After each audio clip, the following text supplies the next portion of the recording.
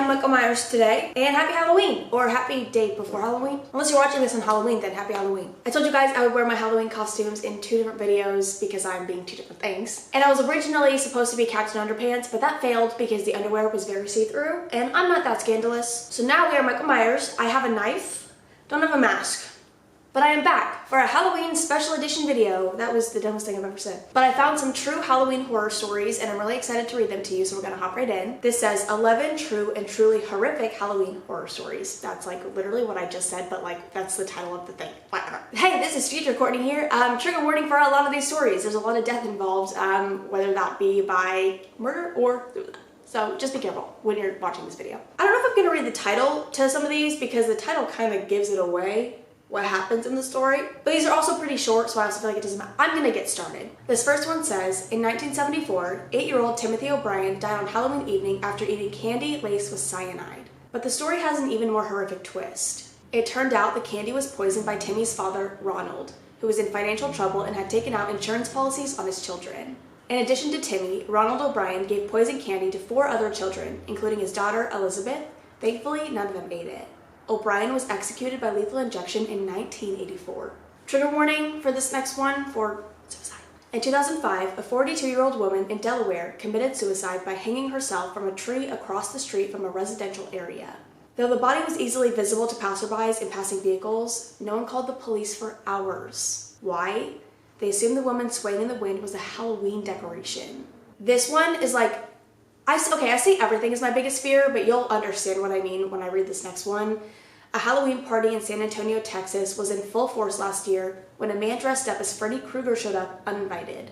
He opened fire on the crowd, shooting 5 people. When I tell you guys, okay, so I hate like haunted attractions, like Fear Farm in Phoenix and like 13th Floor. I hate stuff like that. I think that's why I'm so interested in like the McCamey Manor stuff. I really dislike that kind of shit. But one of my main reasons for not liking those places is because I feel like it would be so easy to sneak in there dressed in costume. And I'm not trying to give anybody ideas here. I feel like it'd be really easy to like sneak in dressed in costume and then like kill somebody.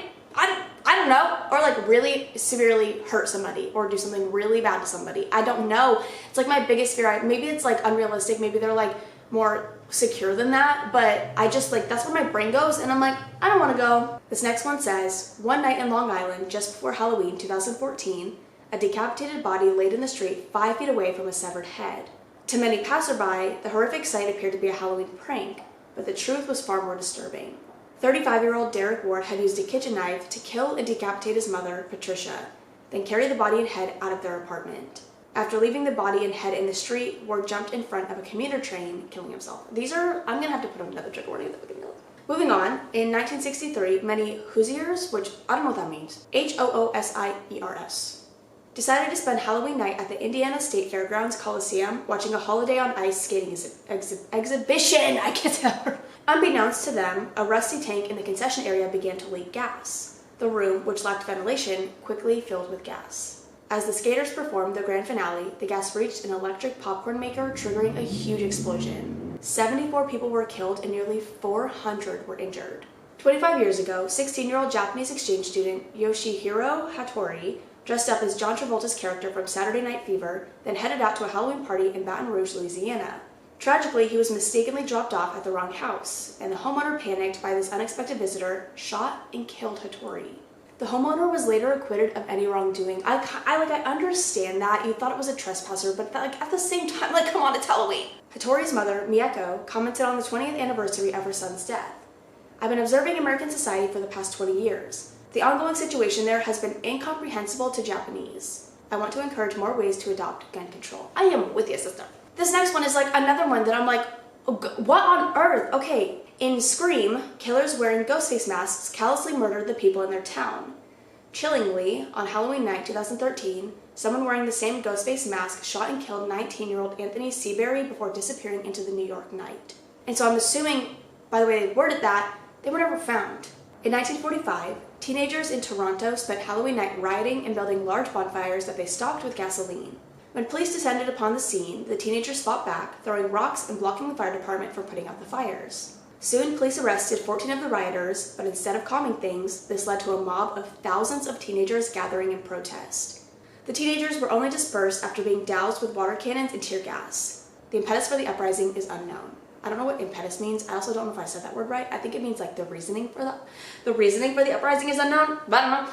We're gonna just go with it. I'm dumb. I can't help it. This one's a little bit longer, but like not that much longer. In 1982, 69-year-old Marvin Branland was getting ready for bed after a night of handing out Halloween candy when there was one more knock on his door.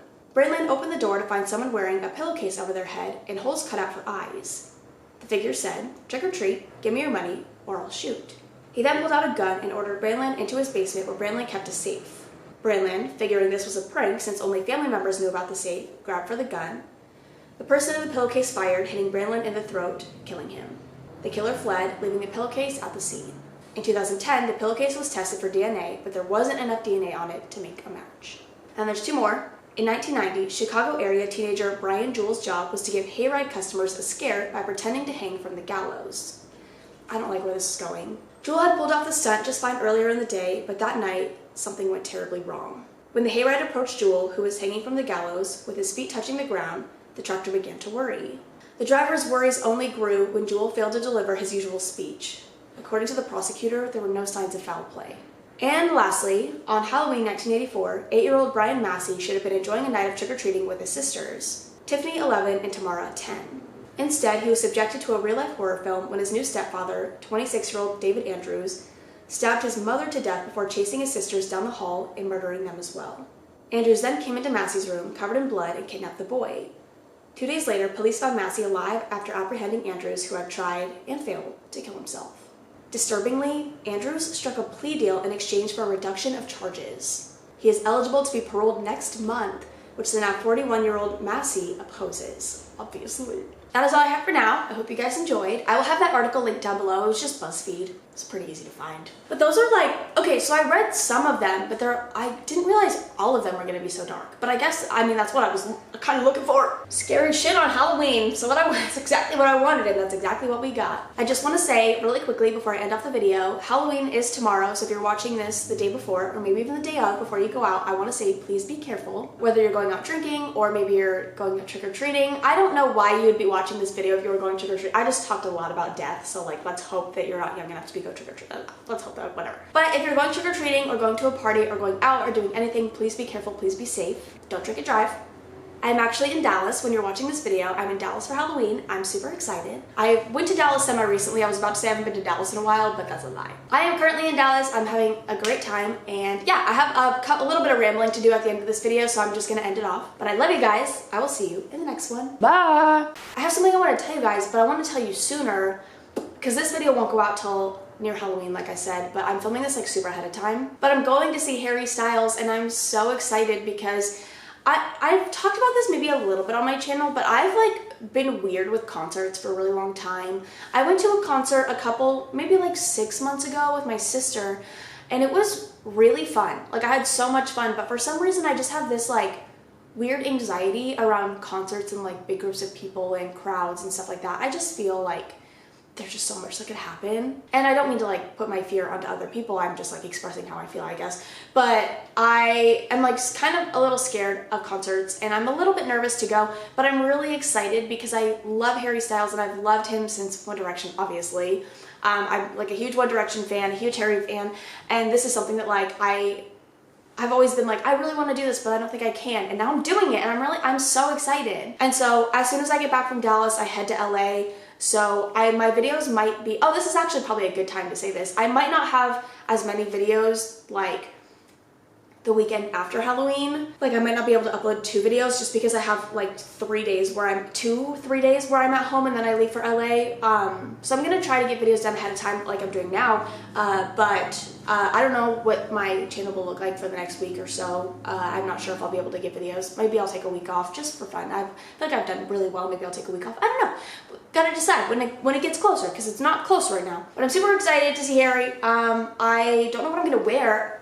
I have no idea what I'm gonna wear. We were gonna do pancake costumes, or my friend was gonna do my friend was supposed to go with her friend, and then her friend kind of like can't go last minute. So they were gonna do like pancake costumes, like pancakes, whatever. And she doesn't want to do that anymore, so we're wearing cute outfits, but I don't know like the vibe. I know people like go all out for this stuff, so I have no idea what to wear. But I am really excited, and I don't even have time for you guys to like tell me what to wear because this video is going out like a couple days before the concert. That was my little exciting little update. Yeah, but I'm gonna go because I need to get another video filmed today, and I gotta edit this. I got a lot of shit to do tonight. But I hope you guys enjoy. This is, why did I say that? This is the outro. But this is one of my costumes, Michael Myers. I'm probably gonna, you know, just make it, I know I said I wasn't scandalous at the beginning of this. I have to burp. Okay, or hiccup. I know I said I wasn't scandalous at the beginning of this video, but on Halloween I'm gonna like open this up more because I feel like I'm suffocating kind of. It's like super like, it's really tight.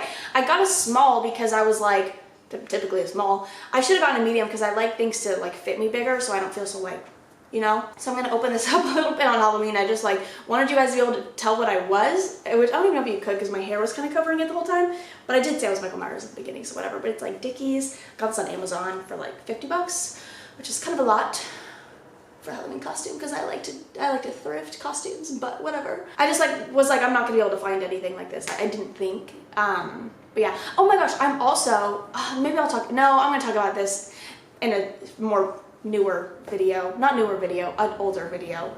This doesn't make any sense. Sorry, I'm rambling. I want to tell you guys something else that's like really cool, but I'm gonna talk about it in a video that goes out before this one because I need stuff to talk about in my rambles for other videos too. So I'm gonna fucking leave. I love you guys. I'm gonna go. See ya.